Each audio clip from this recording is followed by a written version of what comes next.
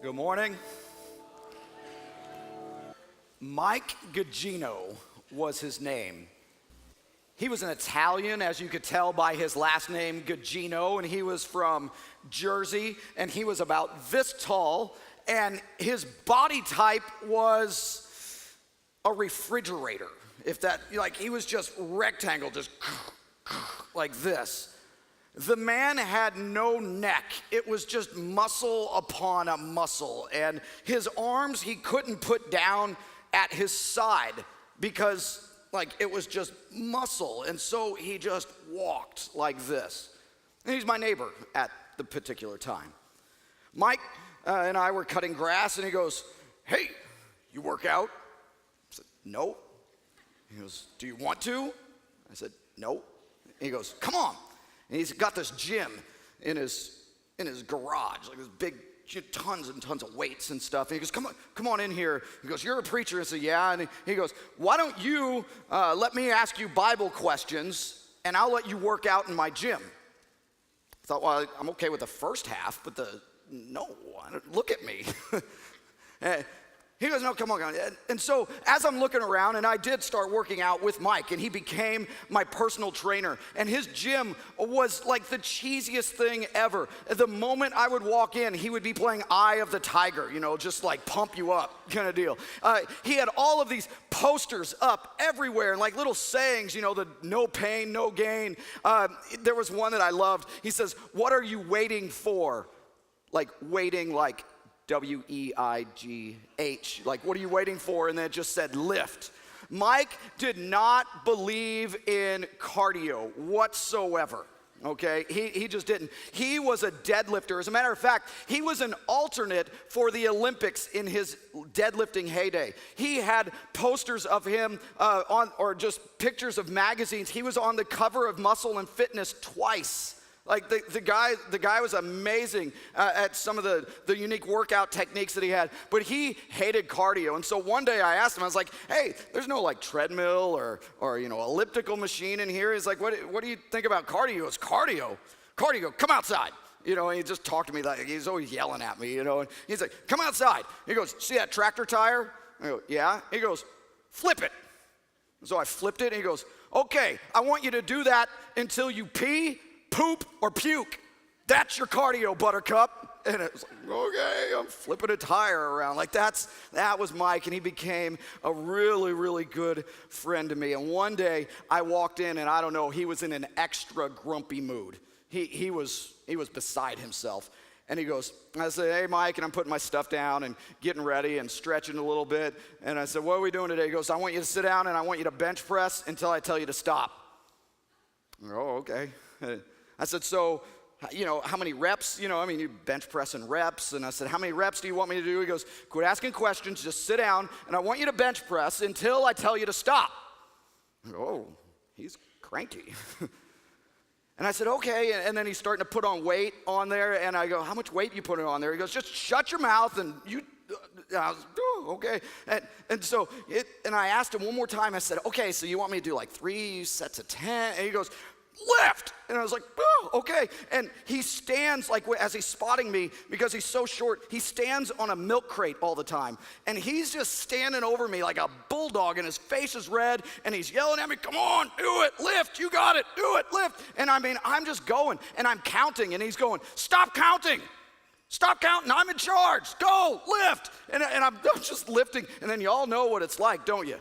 You start getting weak, and then my left arm is getting weaker than my right arm, and so I'm lifting like this, and I'm grunting, and I'm sweating, and he's still yelling at me, and sweat's falling on me from Mike, and he's spitting, and he's just mad. I'm going, he's gonna kill me, And finally, I lift one more, and then it drops onto my chest, and I can't pick it up again, and I uttered 2 words that I never should have said in that man's gym. I said, "I can't." It sounded more like, "I can't." I was crying at that point. I can't. Some of you were there at the "I can't" moment earlier this week.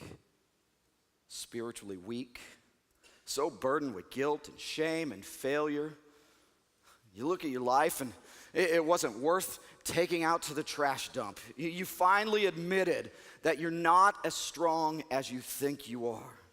And I hope you can pray that your story has shifted and you've gotten to the right mindset of the and then moment. I hope your story sounds a little bit more like this. It may not be exact, but maybe I was weak and I was wallowing in the muck of my sin, defined by my failure, and then I saw the crucified Christ. It is finished. Failure does not get the final word in my story. I hope you've experienced that and then moment, and we're turning a corner today. Now, the past is going to try and creep into your present, but we need resurrection power. Because in the past, when you've tried to deal with guilt and shame and failure, you've tried to do it by willpower. And okay, I'm not going to do this. I'm not going to return to that. I'm not, and you're just going to like, suck it up, Sally, and just deal with it. And how's that worked for you? Maybe you need resurrection power. And resurrection power only comes, it comes just with one simple word. And it's your word for the day: trust. Trust. John chapter 20, are you there? Turn to John chapter 20. It's a great account of the resurrection. We're going to continue to examine Peter's story. We're going to take a deep look into trust. Now, in the scriptures, especially in this text here, the word trust and the word belief and the word faith, they all lead down the same path. They all kind of lead us towards the idea of putting your full confidence in something else, or putting your full confidence in someone else. So trust and belief and faith, they're all kind of the same thing here. Put your full confidence in someone else. Now, the scene has been set. It was set for us last night. The crucifixion of Jesus has happened. Peter has denied and he's wept bitterly. Titus told us, he thinks Peter was witnessing this whole thing. And then the burial of Jesus. And now it's the first day of the week. It's the crack of dawn. And I'm just going to recount John chapter 20. You follow along, make sure I'm getting it right. Okay, and so it's the crack of dawn, Sunday morning. An angel has already come and has rolled back the stone, and he frightened the guards so much. Remember, the stone rolled over, and there's guards posted there to make sure nobody comes in and steals the body. And now this angel shows up, and whoa! And when we think of angels, we think of Christmas time, pretty little blonde-haired, blue-eye angels floating around with wings. No. Bible angels were warriors, swords, cut your face off kind of, like they were. And so this angel shows up to these guards to roll away the stones, and they just pass out. They peed their pantalones is what they did. They were just done, and they run off. And so the angel rolls the stone back, not so that Jesus could get out of the tomb. Trust me, Jesus can handle getting out of the tomb all on his own. He rolls the stone back so that the disciples could get in and examine the resurrection for themselves. And so this angel does this. And now some of the women who are following Jesus, and they come to place spices on the dead body. Jesus is alive, but they think he's still dead. And they do this ritual, and the tombs, they didn't bury in the ground like we do. They were kind of these bigger, you could kind of walk into them.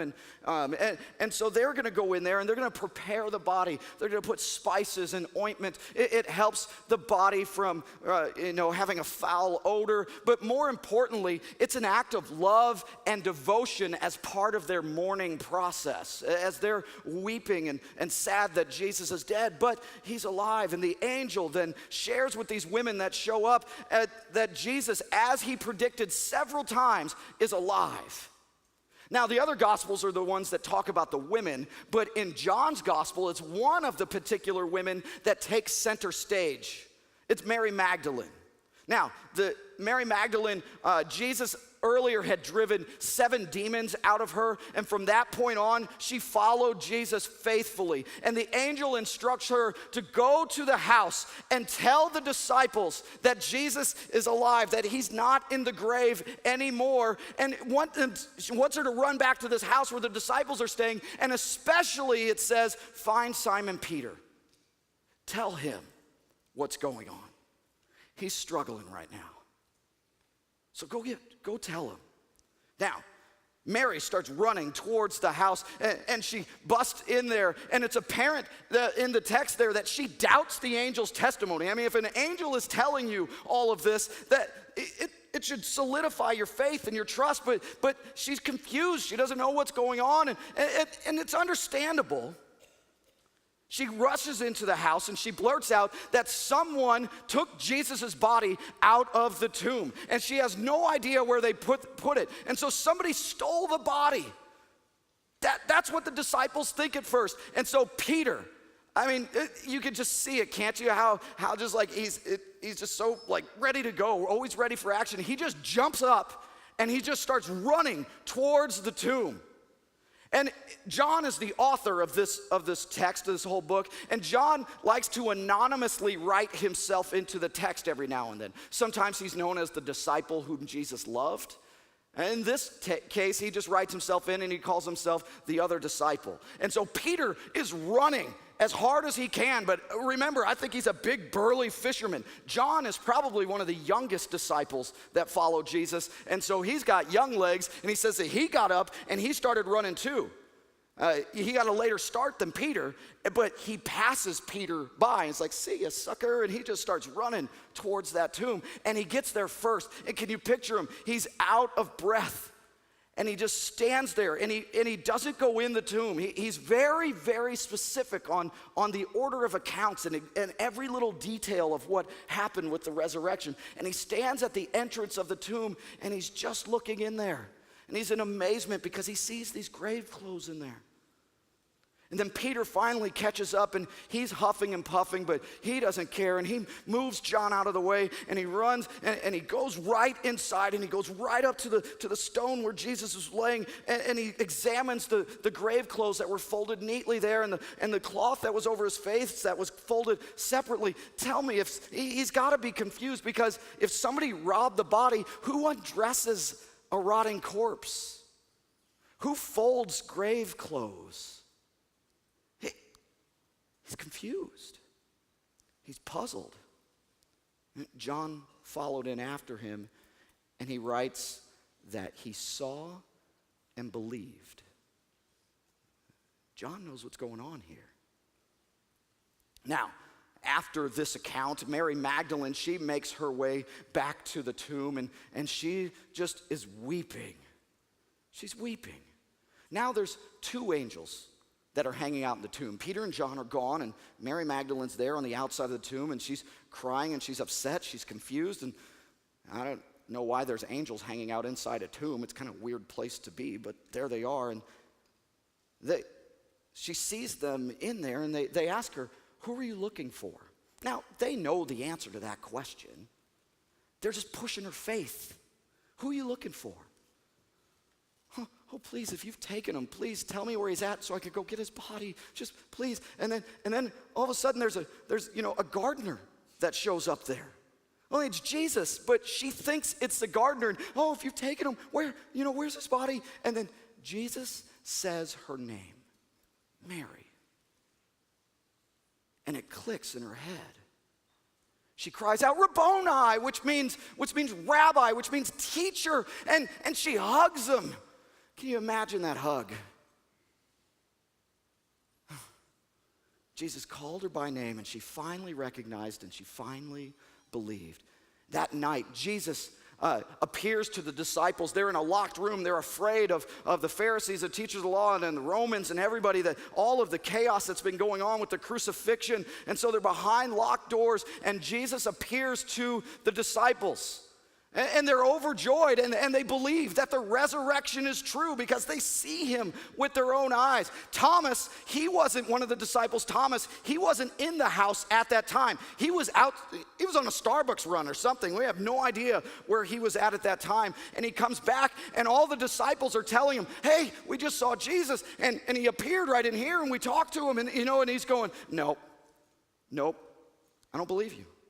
Unless I put my fingers where the nails were, and unless I put my hand in his side where they pierced him with the spear, I will not believe. I refuse to believe that this is true. A week goes by. Jesus appears again, and he gives Thomas the opportunity to do exactly what he asked for. Stop doubting and believe. Here. Put your fingers where the nails were. Here, put your hand right here in my side. What are you doing? Stop doubting. Believe. And he makes the proclamation, my Lord and my God.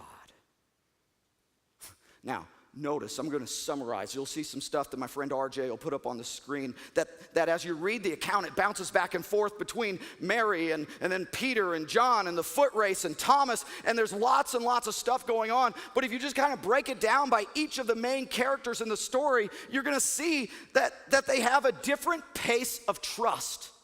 That they all come to trust in the resurrection at different times with different experiences and at a different level. Some very quickly, some short. And so, for example, John, he runs really fast. And he stands outside the tomb. He waited for Peter. Then he went in, and then he trusted. He believed. But then Peter, he runs really slow, and he barges into the tomb. He examines the grave's clothes. He didn't understand. He heard Mary's testimony. Jesus then appeared to him in a locked room, and then he trusted. Look at Mary Magdalene. Look what all it took for Mary Magdalene to trust in the resurrection. I mean, an angel spoke to her.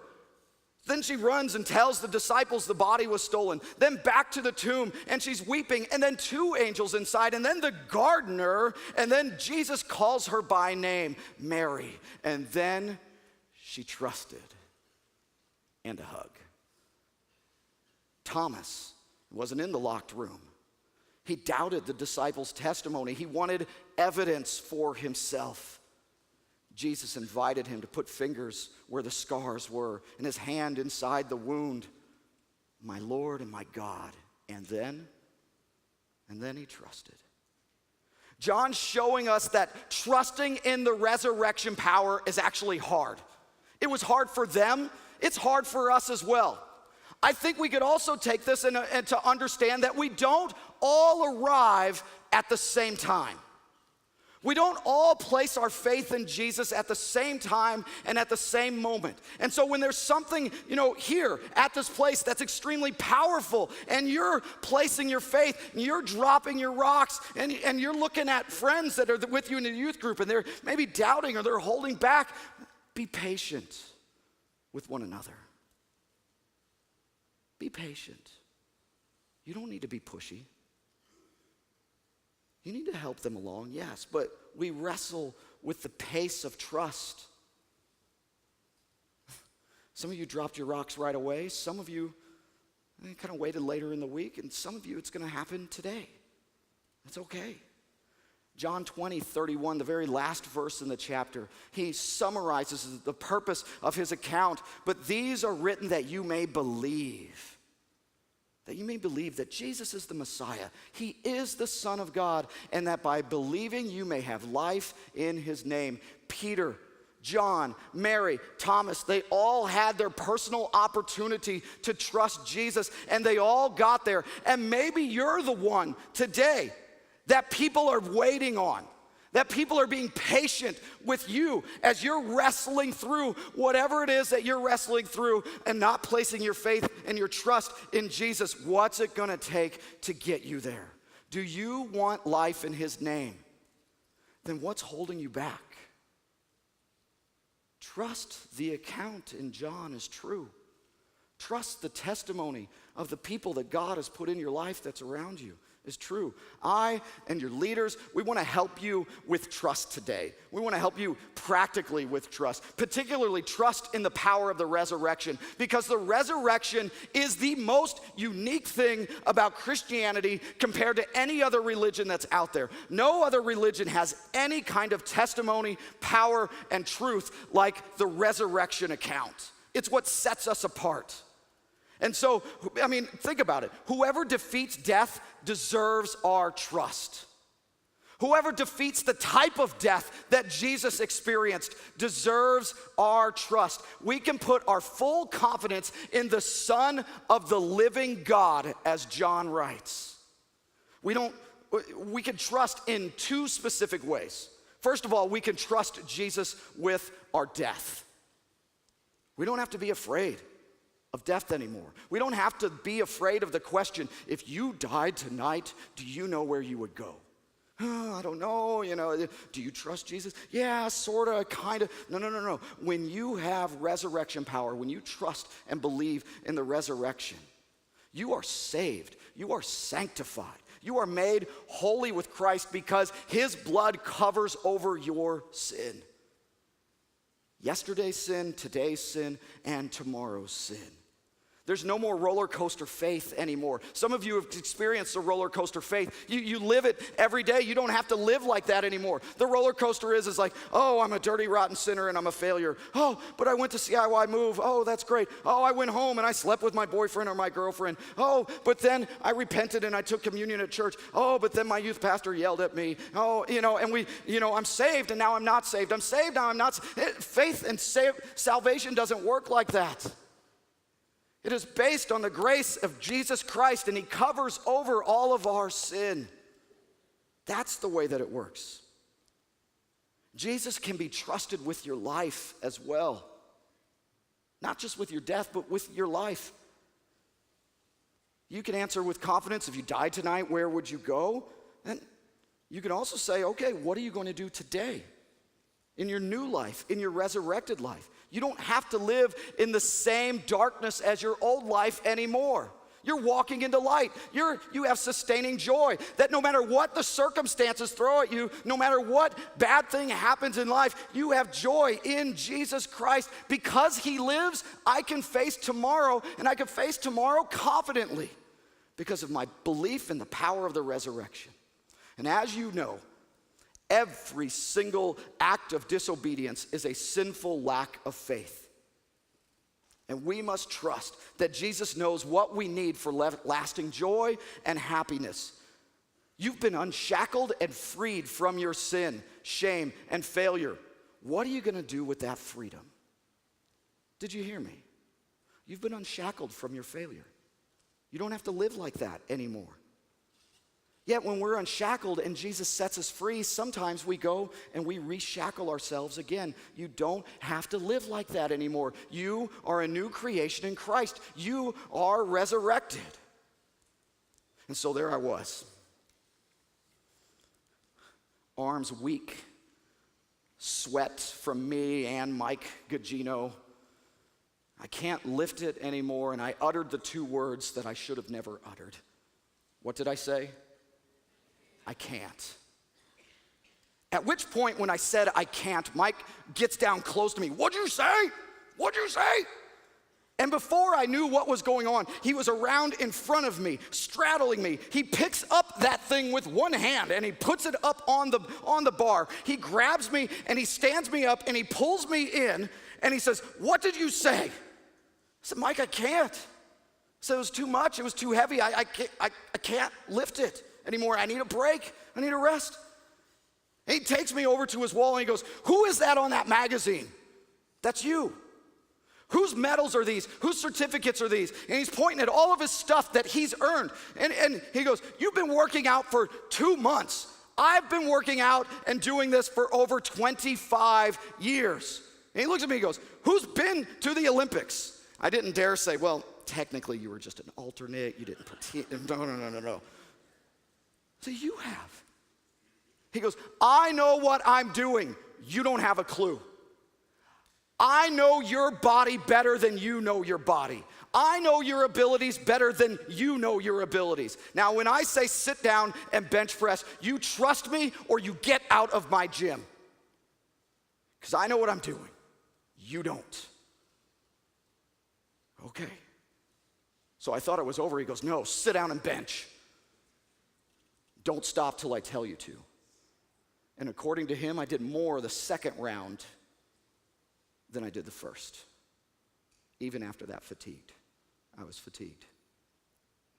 Mike helped me understand that there's another side of trusting that we should ponder and act upon today. How many times have you told Jesus, I can't?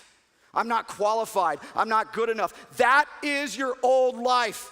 Jesus knows you better than you know yourself. He's been resurrected for 2,000 years. You've been resurrected for 2 days. Come on. He's got this. He knows your abilities better than you know your abilities. You have to put your trust in the one that knows what he is doing. That's Jesus. It's not you.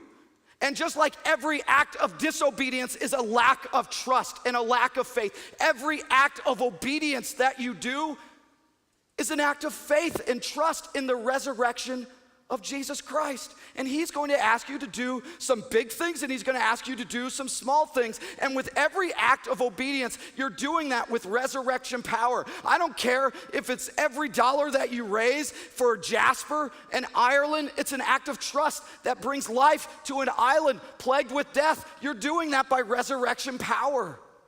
Every time you open up your mouth about what God has done in your life, it's an act of resurrection power, no matter how the unbeliever responds. You're acting in resurrection. Every prayer that you utter, every Bible passage that you read and you understand, it's an act of trust. It's an act of faith.